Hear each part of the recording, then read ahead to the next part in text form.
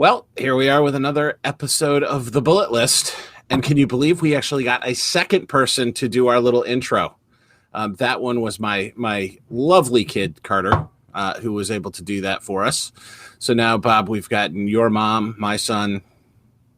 I wonder if anyone else will do it. Oh, we'll find somebody. Because as I said to you in the last episode, every time we get a voiceover, that's another listener because they want to find out how they sound. So it's going to be dead cool. Yeah, has nothing to do with us. No. So we are up to three listeners now because this week we actually have a guest with us. Hello. We have the... Oh, well done, Abbie.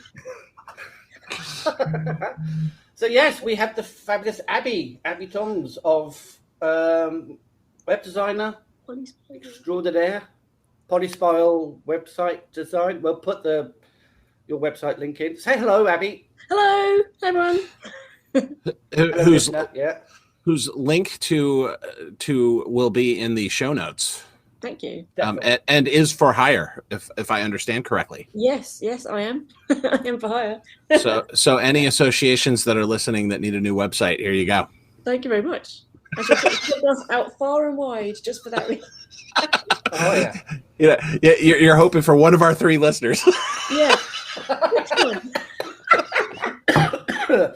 Well, if my mum ever needs a website, yeah. All right. So shall we dive into the short list? Look, we're getting actually more professional every day. I mean, we our segues are getting better. We're learning as we go. We are indeed. That's all part of the fun. So the first up on the short list, her first bullet, as I start coughing now, is the T-Mobile hack. Yes. So data breach, apparently. Yeah, and apparently, 100 million customers' data went missing, including social security numbers for those in the United States. I'm sure you guys have the equivalent over there of a social security number. Every day, I keep telling associations, nonprofits to secure your data because it's going to happen to you. And just imagine what would happen to an association or an event planner or even a venue, I guess, that if their data goes wandering and gets into the wrong hands, it's not going to do your business any good at all. No, it isn't. And a little bit more on data, right? I know that event people, and whether they're third-party event people or in-house for corporations or associations, I see a lot of attendee data treated very cavalierly. Yes, it's their sites will be lovely and kind of secure, but then they're emailing spreadsheets of attendee data back and forth, and it's like, come on, guys, right? Exactly. Crazy. It is, and it's one of those things where you don't think it's going to happen to you. Mm-hmm. Until it happens to you. Mm-hmm. Mm-hmm. And for a lot of associations, nonprofits, all that, I mean, the lawsuits alone will bring you to your knees. Yeah. All because... in this country, we have a law with the GDPR that if you get caught with a data leak and you don't take proper action, I think one of the fines is about £20 million for your business. And, it's not a small amount. It's officially £20 million. The whole GDPR thing came out a few years ago, and for Google, they don't mind.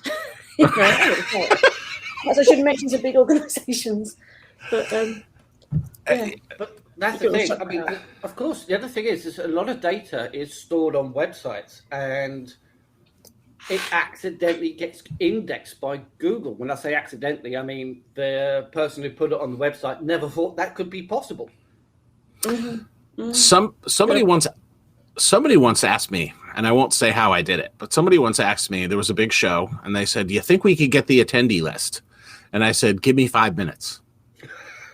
And I had a proper Excel file, all formatted, lovely, that I was able to download. And that was not long ago. And it's just because people leave that laying around. Uh-huh. As ever, it comes down to education and some thinking time. Mm-hmm. And processes, right? Or processes, right? You can't, getting the people to stop emailing Excel spreadsheets is one thing, if you can, right? But stop posting that crap on your website. Yeah. And have practices like you say, telling people what they can and can't do. Yeah. Guidelines and a decent website. I'm not trying to tell myself when I say that, but get a professional website team that know what they're doing with the data of your site. Yeah. All right. And let's keep. I know this is the short list, and we're making it the actual bullet list. But yes. What's next, Bob? So Twitter has had another hiccup with its verification process. To cut a very long story short, you used to be able to get a green tick against your name on your Twitter account because you've been verified. But that broke. But they fixed it. But it broke because they started verifying bots. So it broke. Wait a minute. They verified bots. See, this tells you how much I was able to read that before. They verified bots. I actually sent in all my crap like 2 years ago to be verified, and they wouldn't verify me. And they verified a bot.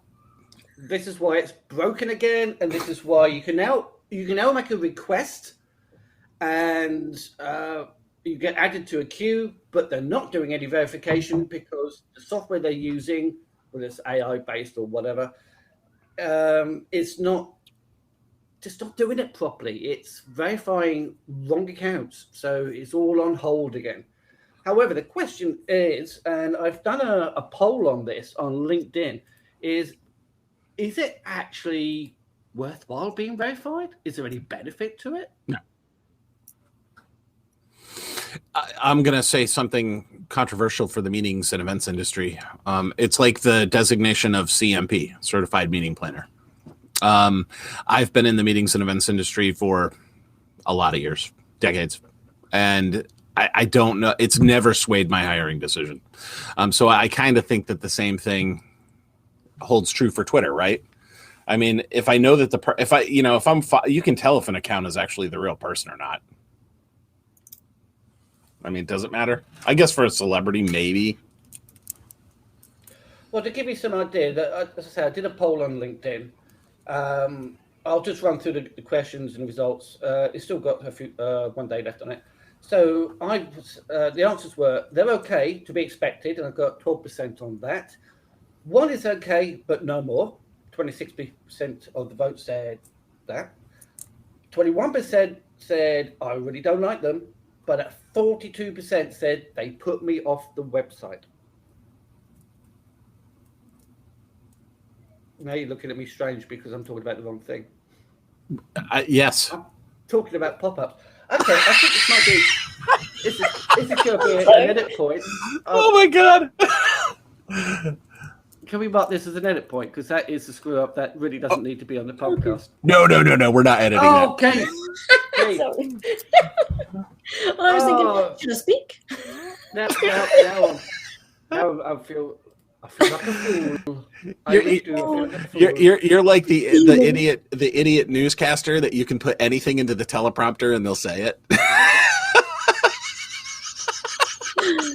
I'll tell you what, you have a nice conversation with Abbie for a minute. I'll just be over here and I'll wait for the whole thing to finish.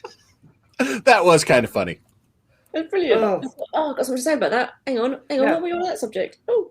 Before we started recording, we did decide, it'd be great if we had a cock-up episode with all the outtakes. Well, that was one. There we go. I've already contributed. There you go. All right. So, anyway, what is the real poll result? Or did we not do a poll for this one? No, that's it. I've made a mistake. I'm not going to talk about it anymore. All right, then we are moving on then. Yes, please. Let's move on to something much more interesting, like Hopin. Yes, the Death Star is sweeping through the galaxy, acquiring everything and sending lasers down. And what? They have a new registration suite? Yep. I think they mentioned it this morning, I think. Or at least yesterday the news came out. Yeah, and I can tell you that probably was a Tendefies registration. So what, they've just rebranded it, stuck their own logos on it? Or just pulled it out of the. They own it now. They own everything now. So yeah. They're the newfangled version of Cvent. Darth Hopin. Anyway. Exactly. And so I don't know. Do we spend any more time on Hopin? No, they definitely don't need the attention. Funny enough, the next item was going to be about pop-ups, but I seem to have already brought that up, so we can skip along. Actually, no. Let's go back and do the survey, because this is going to lead us right into this week's bullet list. Okay. Yeah, I suppose it's web design based. Okay, so what I got wrong on timing, at least, was a chat about pop-ups and just how awful they are. So let me reiterate again the survey, which informal survey, I suppose you call it, on LinkedIn. So I asked a bunch of questions like, they're okay, but to be expected. 12% said that. One is okay, but no more than that. 26%. I really don't like them at 21%, and they put me off the website at 42%. If you have an event planner, an association site, anything to do that you're trying to get clients, you're trying to attract attention, basically, if you've got a pop-up on it, you're going to be putting people off, and they're going to leave. Definitely. Now, in the comments for the poll, people were saying, well, one's okay if it's really necessary, really informative, and it has some benefit to the visitor. But most of them I've seen are, check out what our latest survey, white paper, newsletter, join us on Facebook, LinkedIn, whatever. It's stuff that you're poking the person with, and most people don't like being poked. So don't do it. Mm-hmm. It interrupts people's sort of user journey, because they want to go on the site to find information. And it's like if you went into a shop and you had a salesperson jump out in front of you and start shoving something in your face, it's the same. It feels the same when you're on a website. I just want the information, and suddenly you've got to sign up for this when you haven't given me a reason to yet. Exactly. Yeah, that's how I think about it. I mean, some sites, and I find this particularly annoying on mobile, is that you get the cookie pop-up, you'll get the newsletter pop-up, then you'll get this site would like to send you updates. Notifications, and the exit intent pop up, because now you're trying to leave.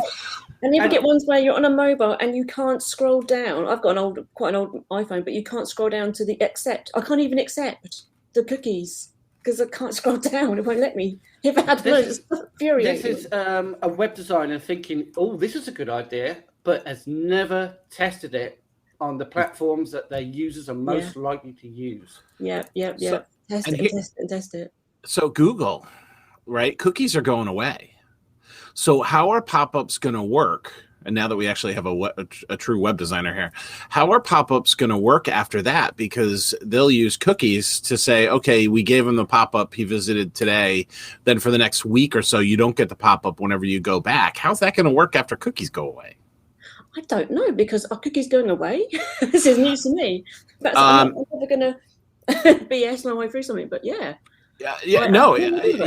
Google is planning to stop support for cookies in like a year.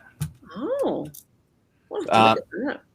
so that's gonna be a tough, I wonder how that works with the GDPR in this country, because I think you're getting more GDPR-y stuff in America, I think, with data centers and stuff, but by law, as far as I know, you have to have when it came out, I was like, this is all the website developers I know. We're all like, why? This is so stupid, this cookie pop-up thing. It's people go on Facebook and you probably getting tracked everywhere. Just using a phone, you're being tracked, just using any website anywhere. So the cookie pop-up is ridiculous, but by law, you have to have it to let people know that it's going to fill up your computer with stuff. And you think everywhere. The people who are doing nefarious things, right, with cookies and all of that, they're not going to put a notice on anyway. They'll put it up. I give it a year on. Because I do. What's going to be interesting, though, and I think they are finding ways around it, is all the affiliate companies that rely on cookies to track sales, they are having to come up with alternatives. And if they haven't done by now, they're in real trouble. Yeah. It is weird when you've been on one website and you go on another and do you want to buy this? And I'm like, what? It's quite weird. We've been on something completely different. Yes. Your phone is listening to you. It is. It totally is. Yeah. That's happened. Well, with all that in mind, shall we move on to the bullet list? Bullet list, shall we? Yes. And what is the topic of this week's bullet list? This topic is 5 things you need to consider for your event or association website. And so we will dive right into bullet number 1, which we actually talked about earlier before we came on, and we should have recorded that because it was great. But it is actually a fixed footer, or not fixed relative to the page, but just have a bottom to your page. Yeah, definitely. Who's going to mention the infinite scroll? You just did. I jumped in there first. Sorry. Yeah, don't have infinite scroll because people want to get to the footer of your page. It's like a carrot and a stick kind of. Like I'm trying to get there. Because what you put in the footer, I think, is especially for mobile, is what you can't necessarily fit in the header. It's all the contact information, where to find, business number, like a registered business number, or just important data that you just easily want to find. Stick it in the footer. But the problem I've often found mobile, you don't want anything too much in the header because you need to scroll down and see stuff. But yeah. There's one particular site I go to when I'm curating content. I go to this site just to verify a few facts, and I want to look at the footer, but it's got infinite scroll. The footer contains, by looks of it, street address, phone number, and social media icons. Mm-hmm. If you've got infinite scroll, the average user, especially on mobile, is never going to see it. No. So, as you say, fix it to the bottom of the page. Please do that. Yeah. If your web designer thinks it's a good idea, change web designer. Yeah, totally. Yeah. Or if you told your website developer to do it, because that happens to me, I get told to do stuff, and I'm like, no, you really don't want to know. I really want to. I go, okay, then. Yeah. Tell them I'll do it. Go on the phone. Sorry about that. Changing it. If they insist, charge them double. Oh, that's a good idea. Yeah. Wait. What is the web designer's rates? It's $50 an hour if I do it. $75 if you watch. Yeah. That one. You've done everything wrong if people watch. Exactly. So, all right, moving. Bullet point number 2. Social media links. Oh, please make them obvious. Mm-hmm. And big enough. And big enough. That. Make them large, make them obvious, and you want them at the top, you want them in the bottom. Mm-hmm. If you can put them in the middle, that's even better. Yeah. Because you want to make it as easy for people visiting your site to contact you in whatever way they find comfortable. And for a lot of people, that's social media, but it might be phone or email. But if you have the social media links, also you might want to just follow. Often I just want to follow people because I think, well, that's a good site, but I want to check that back later. But I'll follow them on Twitter or Facebook so I can be reminded of what they do, and just because I'm interested and want to support them. So, yeah. And I think a lot of people, especially associations, underestimate the power of social. And so they don't think it's actually really important. But I'm like you. If I find a site I like, but I don't have time to invest in it right now, I'll follow them on Twitter. Mm-hmm. Like, depending on who they are, I might like their page on Facebook. Because then that jogs it back and it brings it back around. But if I can't find it, guess what? Yeah, you might forget about them because you don't easily bookmark stuff anymore, especially on mobiles. Oh yeah, I would. I mean, bookmark stuff, but it's another way of doing it, isn't it? Yeah, actually, you know what my tool of the week is, and we're gonna have to put a link in the show notes, Bob. Have you ever heard of Bubble Up? No. So it is, and if you're listening, the 2 people that are listening, you don't have to write this down because we'll put it in the show notes. But it is BUBLUP. Oh. And it allows you, it is kind of like, I don't know what it's like, but it is, I love it. I use it 50 times a day, but it allows you to make folders. And so sites you like, you can put them in there. You can put documents in there. You can put all kinds of stuff. Good. So read later stuff. Yeah, it is. It's very cool. It's almost like content curation in a way, where you can share it with friends and stuff. So it's pretty good. Yeah, it's great for like if you put all your the sites you've designed in it, and then you can just share a link to it. Yeah, you can send it to a potential client, and it's called I forget what they call it, but you put all this stuff and you can share it, and it's a web page. It's cool. That's Anyway. great. I've got a bookmark for how to clear your browser cache because I'm always wrangling with that. And you make a change to the website, and the customer says, "Why has it changed yet?" Well, you have to clear your browser cache. Well, how do I do that? And I'm like, "Here's a link.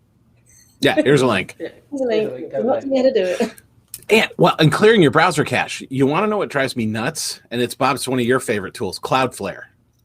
Yeah. Oh, yes, Because you clear your cache, right? Because Cloudflare is distributed around the globe, even if you clear that, it's still going to take a while.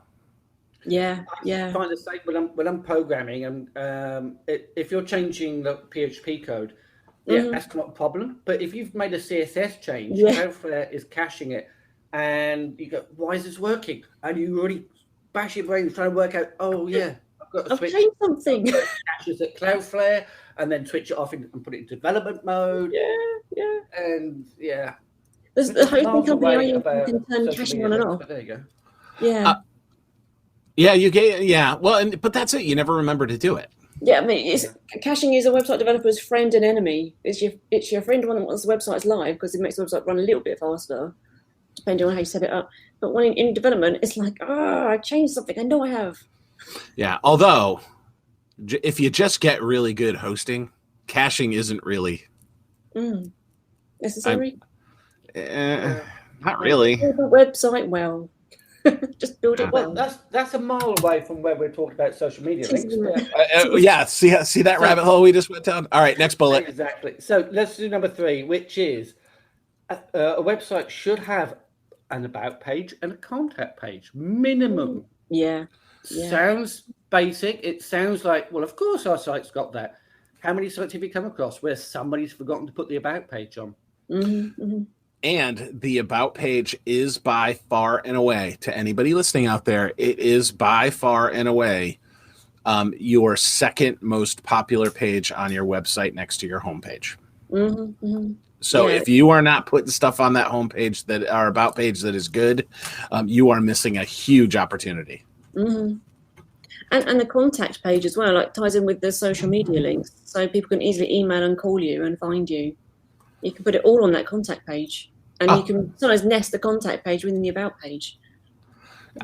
It blows me away how many events, festivals, even association conferences don't have a proper contact page. That's crazy. You need to find out stuff. You've got food allergies or accessibility issues or mobility issues, visiting places. And I get it. Maybe it's a time zone and it's online. You're like, I don't want to miss it. Right? Yeah, and you don't. People forget that all people are, although we're all pretty much herd animals and we're similar. The way we want to talk to people and contact people is all different. Some people like social media. Some people like an email. Some people like to pick up the phone. For as much as I don't understand those people, they do. I like an email. Yeah, send me an email. I can refer back to an email. I'm one of those. I'm one of those people. I got it right. I'm one of those people. My phone rings and I look down and I go. Well, I have a lady answer my phone for me, and she's brilliant. And people think she's me as well. She sounds similar to me, but she's very polite. I want a lady to answer my phone. Sorry? I said I want a lady to answer my phone. Yeah. I don't know what hours she's in England. I don't think she do all the hours. You can do that. Get someone to do it for you. Otherwise, I have it on so I can answer stuff and expecting things or make a call. But yeah, she mostly does my phone. She's real. And you know what? Since we're on the contact, don't underestimate WhatsApp. Yeah. I personally don't use WhatsApp for business because I just needed to keep a centralized version of my communication. Personal and business separate. WhatsApp is personal. Everything else business. But I guess I could get a business WhatsApp if I wanted to. Yeah, but just a thought, because people that it's getting to be a thing. Like now with all my clients, I would say with 50% of the clients I work with, we actually have WhatsApp groups. I get a lot of questions saying, "Oh, what's your WhatsApp?" And I'm like, "Nope." Yeah, nah. Sorry. But I'm like, "Nope. There's email, there's phone. That's perfectly adequate." And now that's moving us to the next bullet. That's a great way to segue. So it wasn't really, but let's segue anyway. Oh, well, thank you, Segway King. Let's move on to bullet number 4, which is ensuring your website is at least mobile friendly and responsive. When we say responsive, we mean it adapts to the screen size that you're viewing the website on, whether it's a mobile phone or a tablet or whatever else. Yeah, definitely. Or a watch. It is shocking how many sites are still not mobile responsive.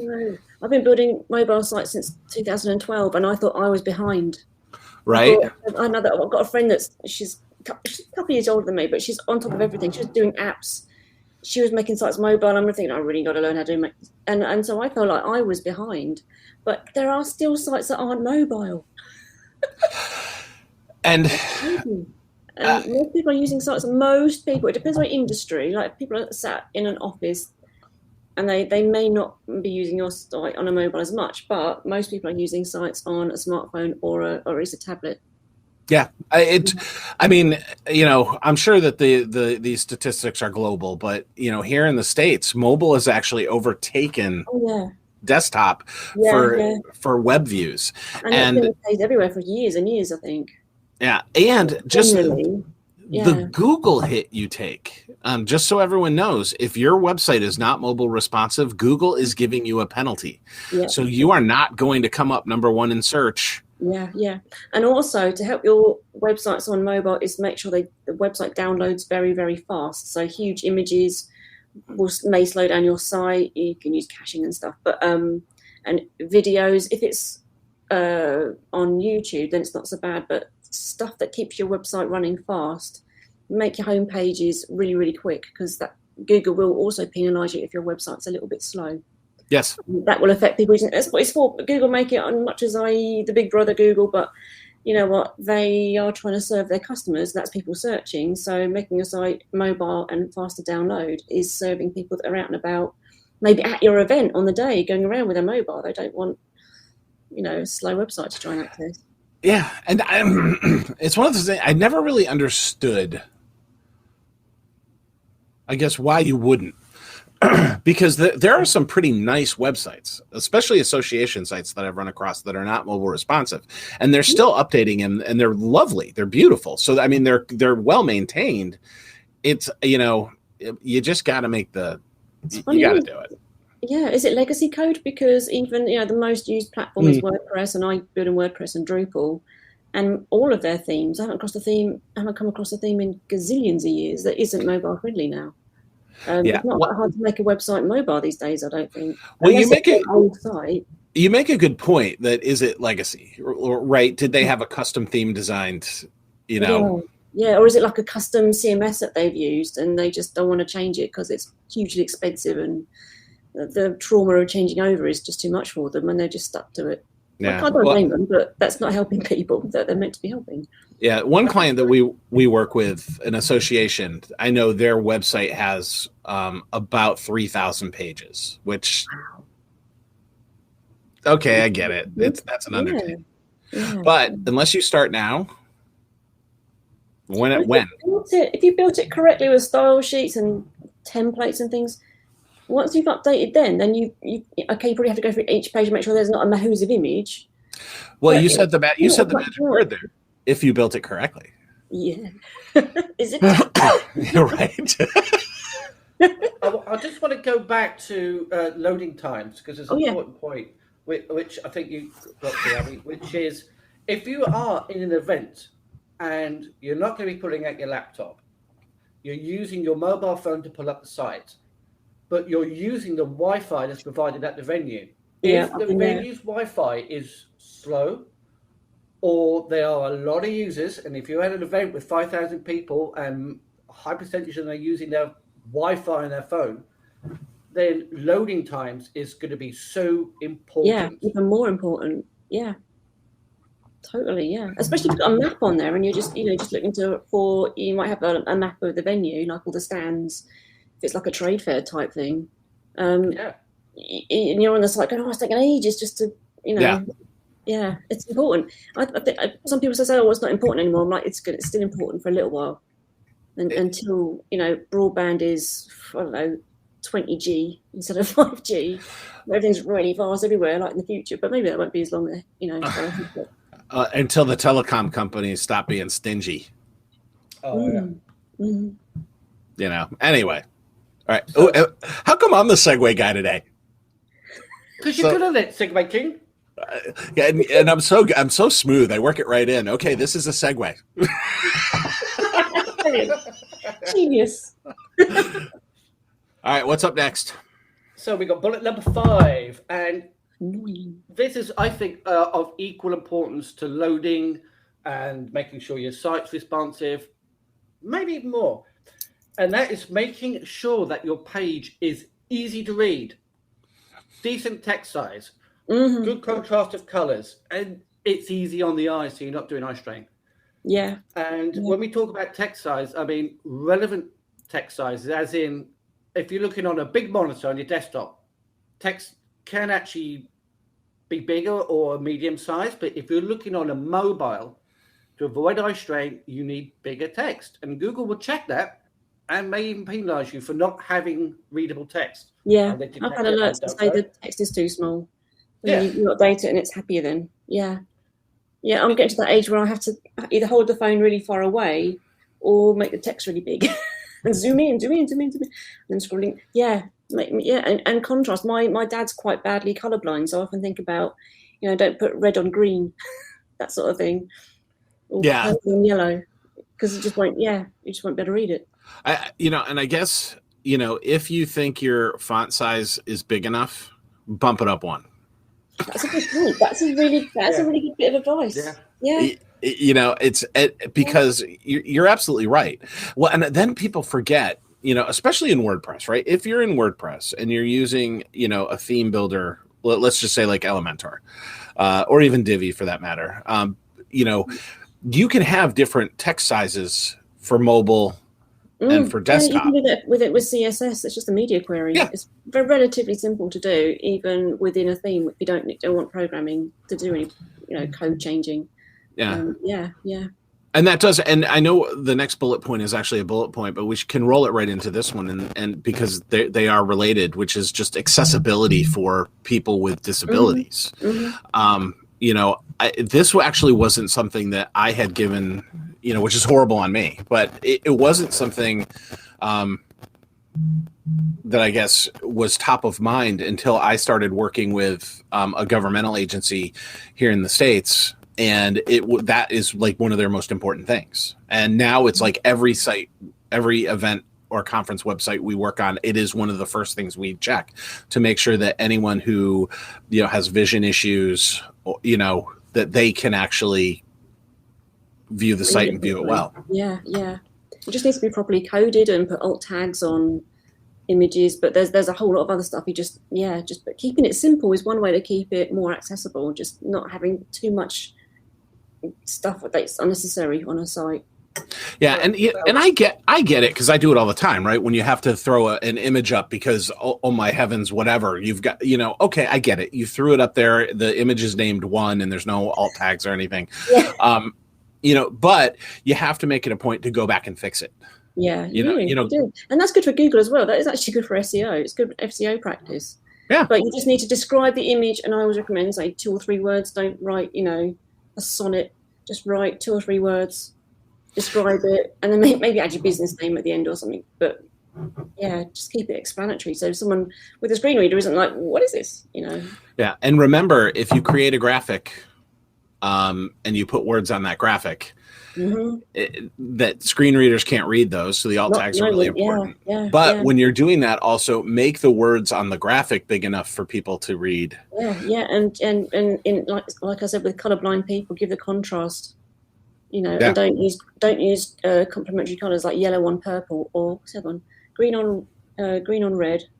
That's Christmas. Blue and orange. It is. It's also Christmas. So you're making a Christmassy thing. Don't put red on a green background, or put a white outline around it or something. But yes, blue and orange. Don't put them together like with yellow text on blue, because hurts also.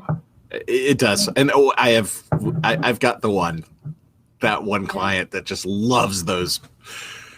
Make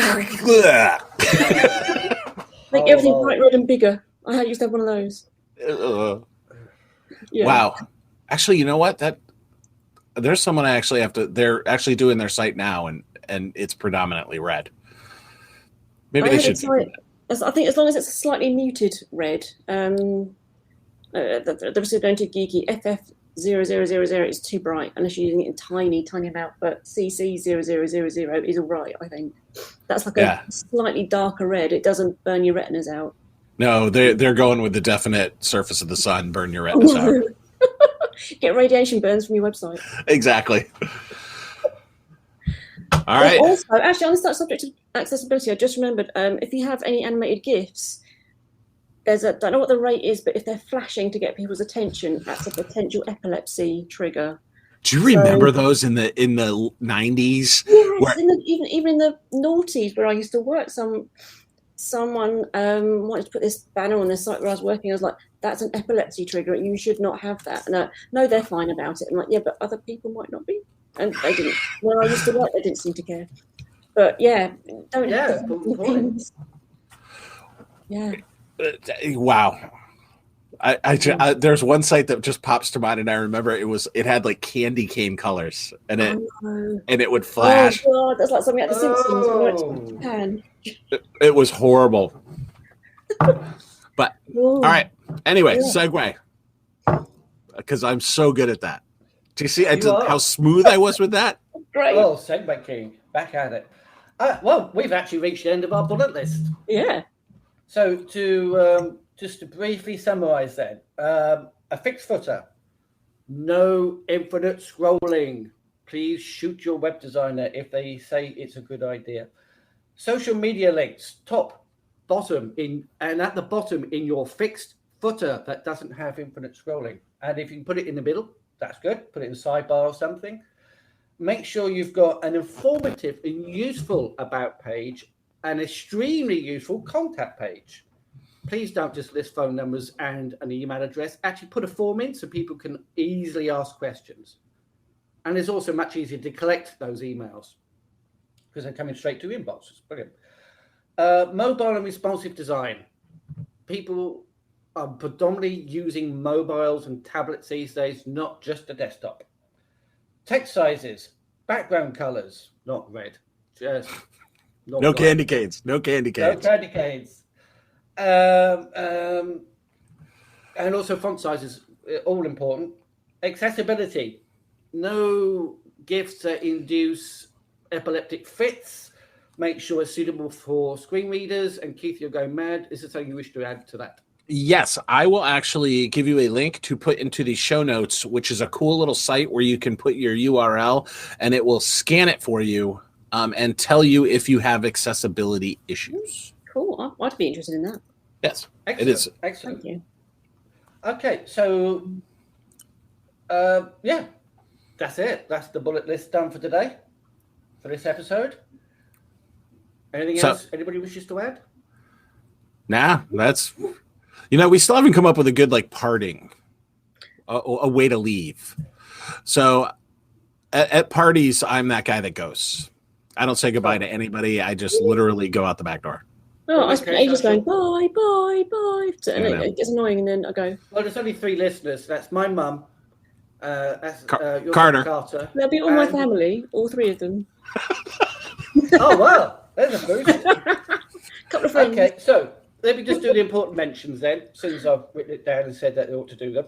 So all podcast episodes can be found on the website. That is bullet-list.com. We've got all the episodes on there. It also has the podcast RSS feed from Anchor. The website RSS feed is there as well. And thanks to Carter for doing the voiceover. People should know that in the notes, because we have notes, we actually do take notes, but it says, thank you to the person who did the voiceover. Yes. And I don't know why that was important for me to mention, but... Okay, and we're on now a whole bunch of different podcasting sites. Have we made it to Apple yet? I've not received a notification yet, so No. So we're on yet. Yes, we're on Spotify. Yes. Cool. Anchor, anyway, so we're on Anchor, Breaker, Google Podcasts, Pocket Casts, Radio Public, and Spotify. Brilliant. You know, I doubt anybody's listening apart from the 3 people that we've got, and then your family, Abbie. So that's it. All that effort just for what, 5-6 people? there you go. It will grow slowly. Yeah.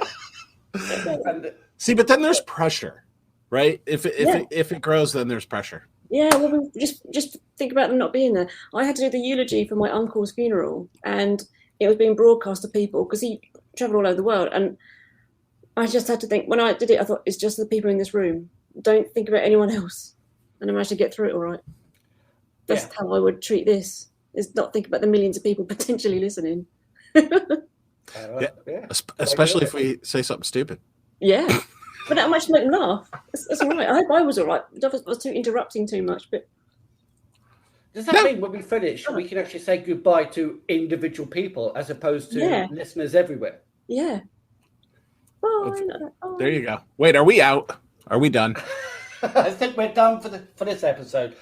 So again, if anybody's got any tips that they want to share, go to the website. There is a form you can fill out, and we'll mention you in the episode.